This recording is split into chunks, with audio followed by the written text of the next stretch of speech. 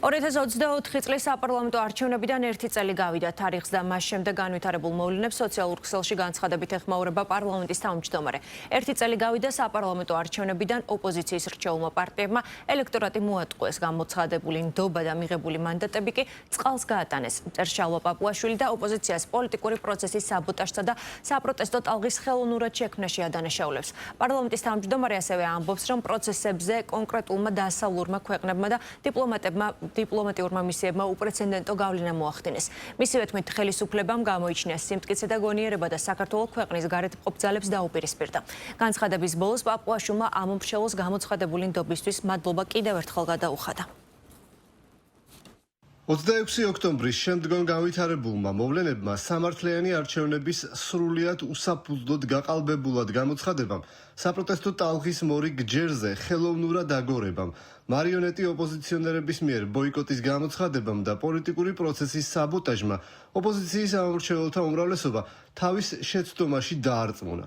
ოპოზიციის რჩეულმა პარტიებმა ელექტორატი გააბრიყვეს, მოატყუეს, გამოცხადებული ნდობა და მიღებული მანდატები წყალს გაატანეს. როგორც შემდგომმა პროცესმა გვაჩვენა, ხელისუფლებამ გამოიჩინა სიმტკიცე და გონიერება. სამშობლოს მტრები და დამაქცევრები კი საკუთარ მანდატებს იმავე წყალთან ერთად გაყვნენ.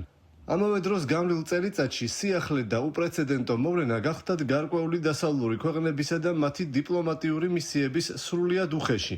მზაკრული და დესტრუქციული ჩარევა საქართველოს შიდა საქმეებში. ჩვენ ნახეთ თუ როგორ გაიხსნა ყველაფერი, რაც იყო დაფარული და როგორ გაცხადდა ის გეგმა, რაც საქართველოსთან მიმართებით არსებობდა. ეს გეგმა არ ეხებოდა არც საქართველოს დემოკრატიის მხარდაჭერას, არც ხალხის ნების გამოვლენას, მის გაძლიერებას თუ შემდგომ ინტეგრაციას. ეს გეგმა შეიცავდა ნებისმიერ ფასად ეროვნული ხელისუფლების შეცვლის სურვილს, რომლის ჩავარდნის შემთხვევაში ერთდროულად უნდა ამოქმედებულიყო ყველა ძალა, გავლენის ყველა აგენტი, ღია თუ ფარული, ყველა მედია თუ NGO, უსარგებლო აკაცუკი თუ სასარგებლო იდიოტი. გამრუდებულ რეალობას საბურველის შემოეძარცვა და ჩვენს წინაშე მხილებული, შიშველი ბუნებით წარმოსდგა.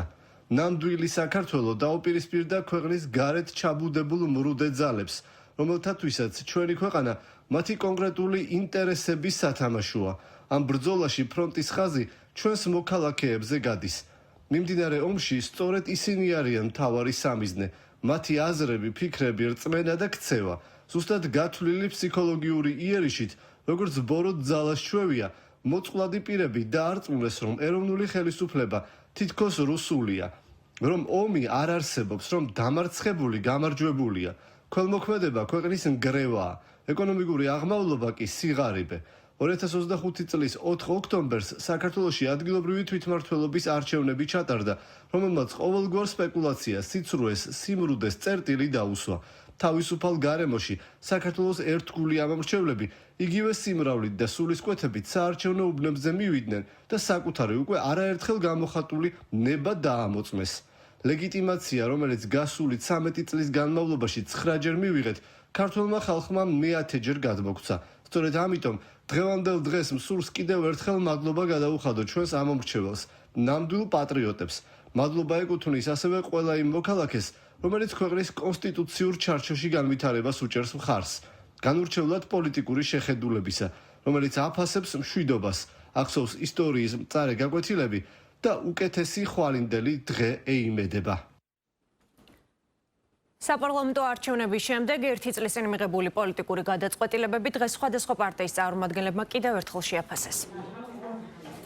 2024 წლის 26 ოქტომბერს ქართულმა ოცნებამ აჩვენა უპრეცედენტო манипуляция არჩევნებზე და მიიტაცა ქართველი ხალხის ნება, ქართველი ხალხის არჩევნები და არ ასახა ის ოფიციალურ შედეგებში, ან მიიტაცა შედეგად ხელისუფლება და შემდგომი პროცესები როგორც განვითარდა, რამდენიმე კვირის იქ სამართლებრივი გზებით ამოწურვის შედეგად, მას არ ჰქონდა არანაირი საფუძველი, რომ შეკრებილიყო და მე-11 მოწვევის პარლამენტი ყოფილიყო ლეგიტიმური, მას არ აქვს არანაირი სამართლებრივი ლეგიტიმაცია, არ აქვს არანაირი პოლიტიკური ლეგიტიმაცია ქართული საზოგადოების მხრიდან და არ აქვს ლეგიტიმაცია ჩვენი საერთაშორისო პარტნიორების მხრიდან. 26 ოქტომბრის შემდგომ ძალიან ბევრი საუბრობდა რამდენიმე კვირის განმავლობაში მინიმუმ რომ თურმე 300-დან 400.000 ხმამდე გაყალბდა საქართველოში, რაც რა თქმა უნდა ვერ დაამტკიცეს და შესაბამისად არანაირი პრობლემა